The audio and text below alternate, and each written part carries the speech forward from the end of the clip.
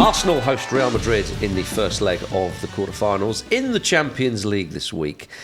The big old behemoth that is Real Madrid are rocking up to town, Jim Campbell. They are the favourites for this game. They know how to win the competition. They are the holders. And yet you don't think this is a foregone conclusion.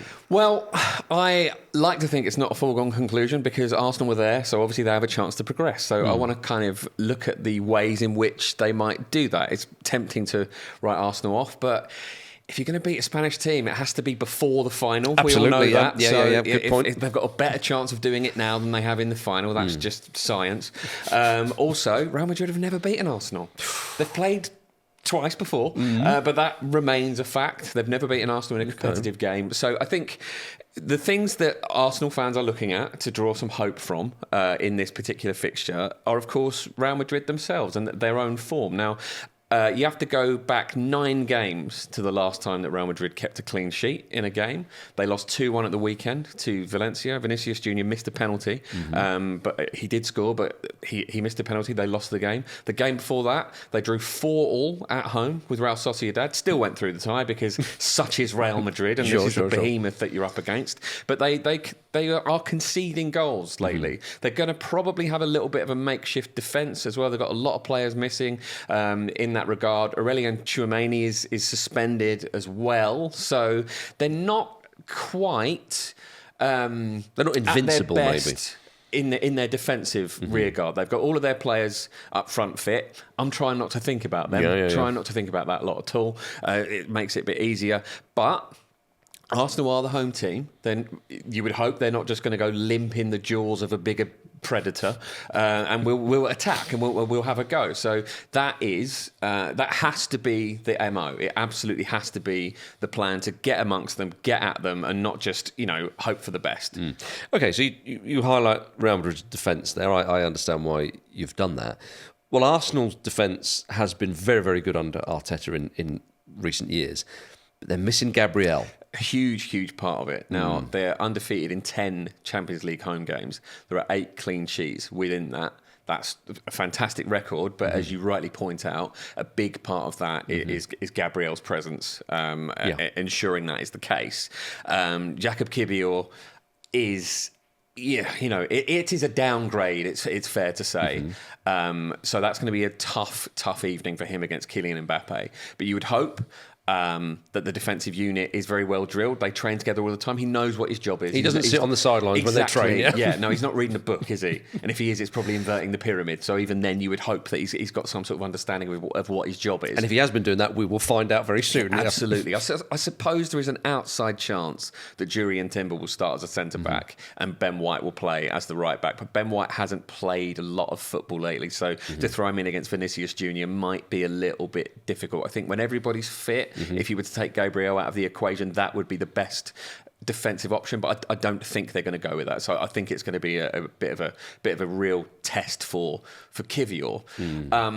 But I want to come on to Arsenal from this as well. Okay. And I think what they need to do is play to their strengths. Now, and what are their strengths currently? They've been criticised, of course, not having that number 9, but they haven't had one for a while. And obviously, I think it'll be Mikel Merino starting up front, again, as the centre forward. But their strengths at the moment, with Bukayo Saka back and Gabriel Martinelli back, are the wide areas. Yes. Now, Bukayo Saka, it's a little unclear against who he'll be up against. It might be Fran Garcia, it might be David Alaba. Martinelli will probably be up against Lucas Vazquez. He's a little bit of a lightning rod for Madrid fans at the moment, which, doesn't take much, does it? But he's 33 years old, obviously very experienced, but Martinelli's in quite good form. He's quite good at getting around his man. Bukayo Saka is good at beating his man and creating chances. He's a bit of a tin opener player like that. So if Arsenal are going to succeed against Real Madrid, those are the areas. And I think they really need to not be shy about that, not be silly about it. Just get it out to those two players and try and get them to hurt Madrid from the wide areas. Saka coming back is huge. Phenomenal player, but Martinelli coming back and into a little bit of form as well. Yeah, absolutely. Has been really big. Guys, don't forget to like the video and subscribe to the channel, because that would be absolutely marvellous. So where else on the pitch, Jim, can Arsenal tighten up, can focus and try and hurt Madrid, do you think? I would say everywhere.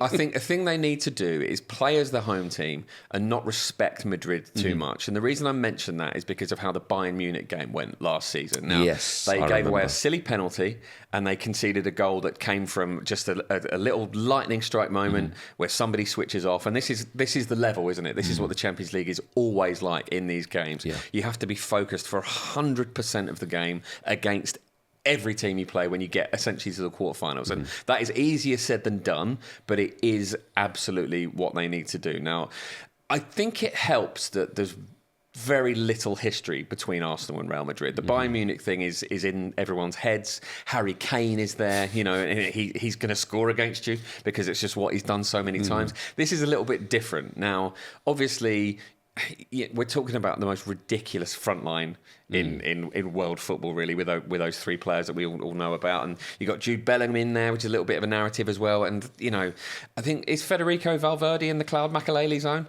Where it was like, he's a really underrated player, actually. He's only ever mentioned for people to rate him because he's a very obviously, visibly brilliant player. I think he's someone who really needs to be concentrated on and shut down, really. So I think Declan Rice in particular, and it'll probably be Thomas Partey, the two of them have to make sure they are on him at all times because his passing range and his shooting range can absolutely kill you. And who knows, it may do. Now, in terms of the focus, I know it's a really cliched thing to say, teams have to focus. I'm talking about a very specific element of a very specific player's game when I'm talking about focus, and that's Martin Odegaard and his shooting. It's been very, very wayward recently. He's struggled specifically to keep the ball down. If those wide players are going to be effective, obviously they're going to have to be sort of cutting back and putting the ball into that middle area. I think Merino will probably be a foil for Saka, Martinelli and Odegaard rather than a focal point.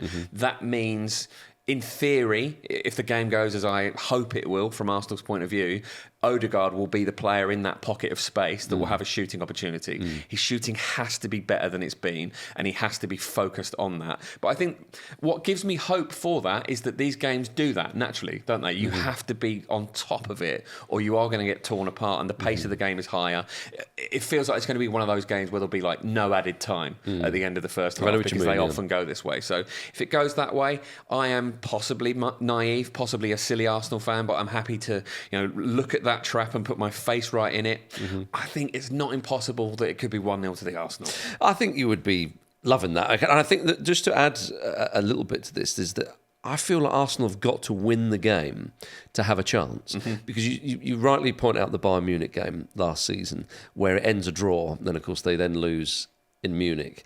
And they know what the Bernabeu is like. To go there is so unbelievably difficult because Kane and Bayern last season, they should have been up against Real Madrid in the home game, and they really should have done. And of course they draw, and then the lead slips, and Real Madrid score the late goals. So Arsenal will be acutely aware of how important tomorrow night's game is, and I think you will see a little bit more of an attacking intent. So I do agree with you. But 1-0 to the Arsenal, Jim. You take that all day, Mark.